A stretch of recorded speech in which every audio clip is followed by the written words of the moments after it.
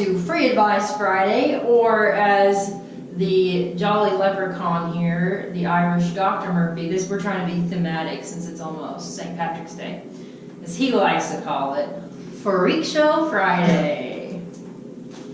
I think that's very fitting, sir. Don't you? Yes. Let's get on with your freak show. Okay. All right. So this is how this works. You submit your questions, and we ask Dr. Murphy, and you get your free advice. It's the greatest thing on earth, right? Yes. Don't you think? All right. So it's awesome. Yes, this is your pot of gold at the end of the rainbow.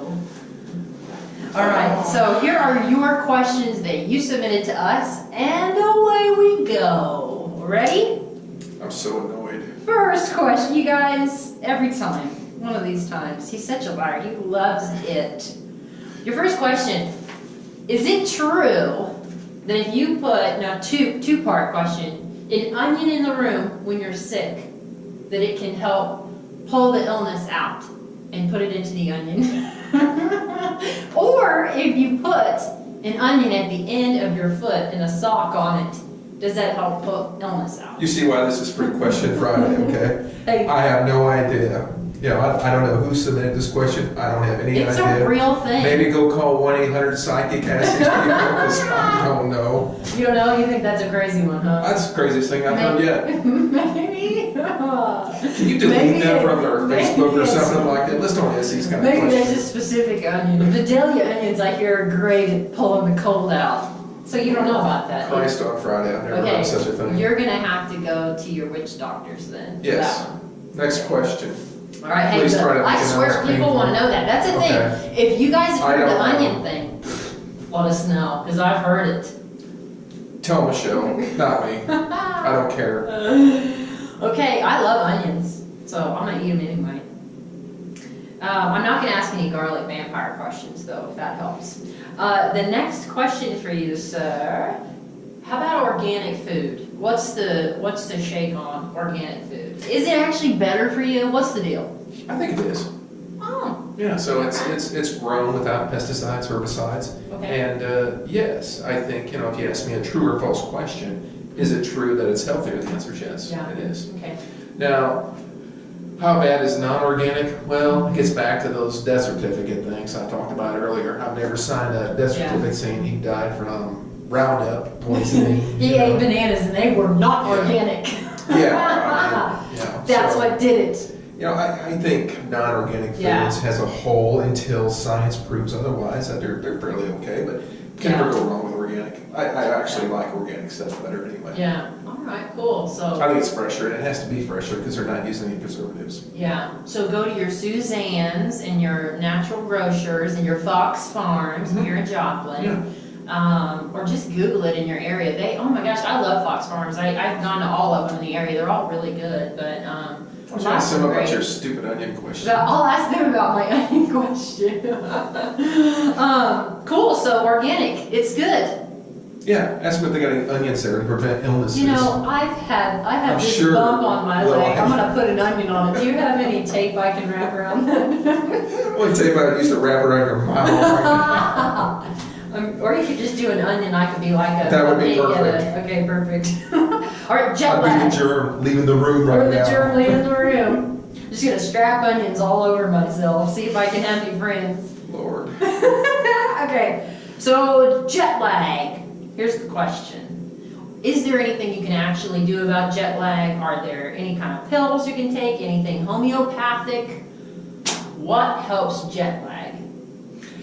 Honestly, I think one of the biggest things to help with jet lag would be those noise canceling headphones that you get. They're kind of expensive. I think Bose makes them. Really? And it just blocks out all the noise because you're trying to sleep on a plane. And I've traveled overseas quite a bit. Yeah. You have too. And I think when you're older, it bothers you a lot more because you're trying to get some sleep on a plane and you're woken up every 3 hours by something. No, you're packed in like a sardine, and kids are crying, people are kicking your seat, all this kind of nonsense. But if you get some noise canceling earphones to where you can just get some sleep, and I think that eliminates a lot of the jet lag. Not to mention just the utter terror of thinking that at any moment you're going down.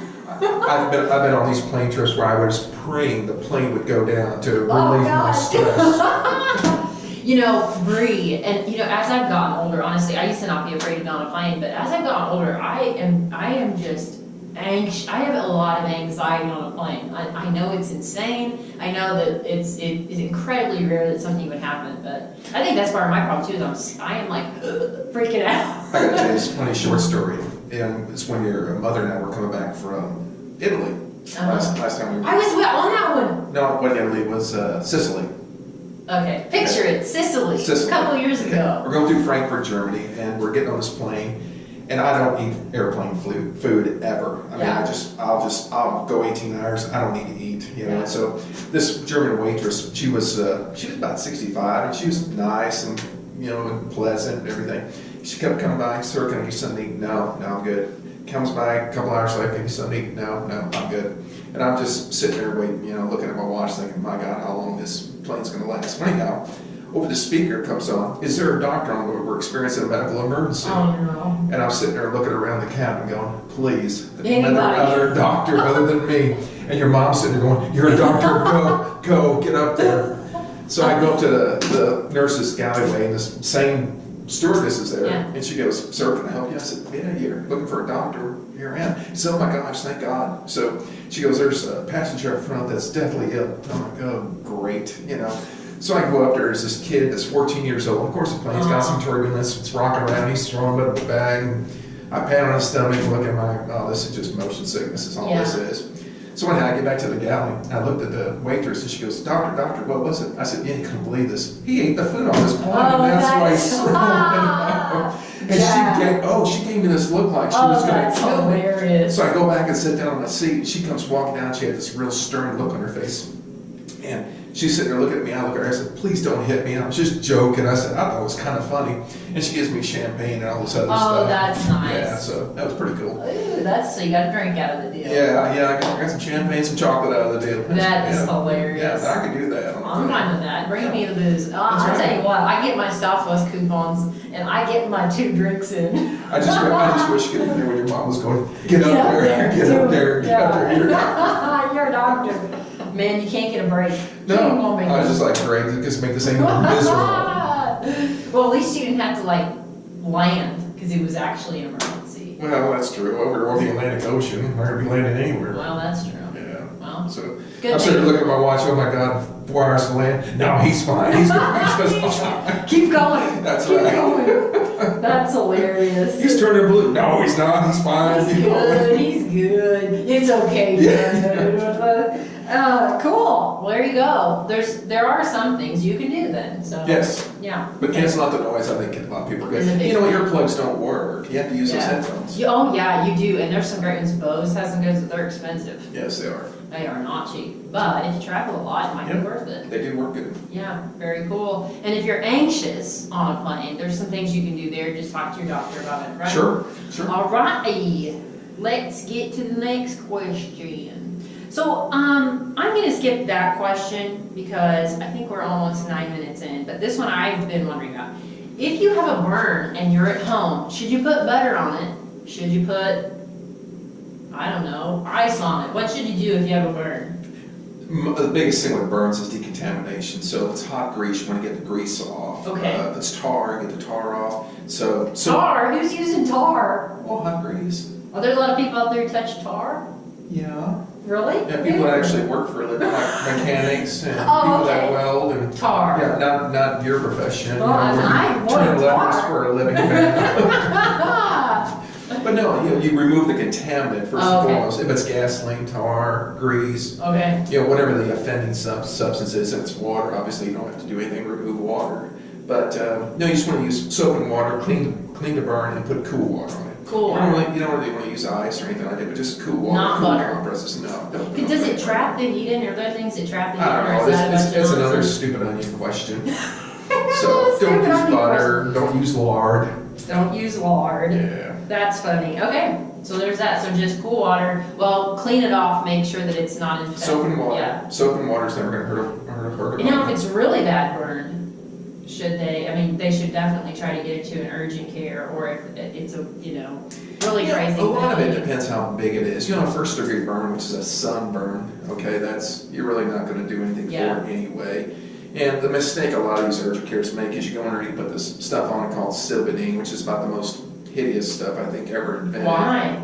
Well, if you have a third degree burn, which is where it's not even a blister, your flesh is actually charred. Oh, okay. Yeah. You get bacterial infection, and that particular Silbadine actually has a lot of silver component into it, and it inhibits the growth of a particular bacteria called Pseudomonas aeruginosa.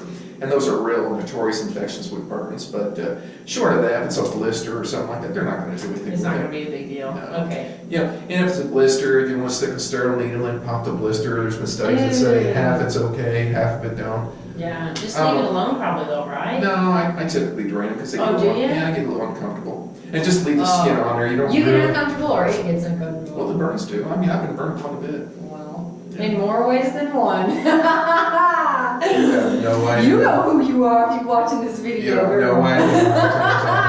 He's been burned. Yeah. Okay, well, and for those kind of burns, you just need a hug. It's gonna be okay, bud. I think at 45 would be fine.